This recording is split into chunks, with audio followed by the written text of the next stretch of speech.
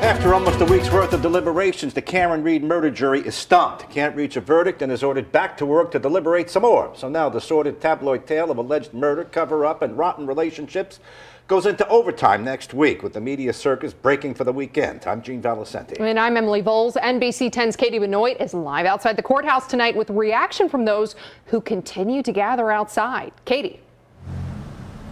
Emily, Jean, the jury went home for the weekend, and outside of court today, it's the first time we've seen people show up with signs saying they don't support Karen Reed. I hate him! I hate him! A new group of protesters on the sidewalk in Dedham, not wearing pink. There are people that believe Karen is guilty. Most normal people don't show up and tailgate at a murder trial, and we're here to support the O'Keefes. They have been harassed relentlessly. A man has died.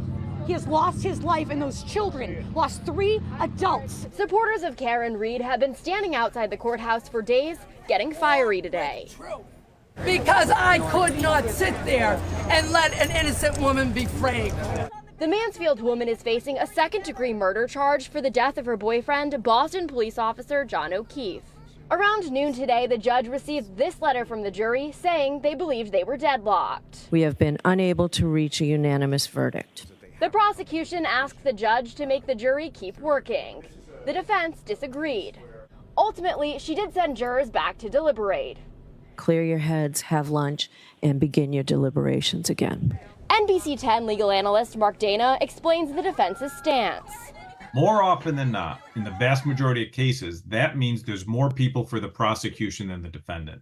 We just know this. And that's why in this case, the defense is saying, well, they've deliberated enough because a mistrial is a win for them.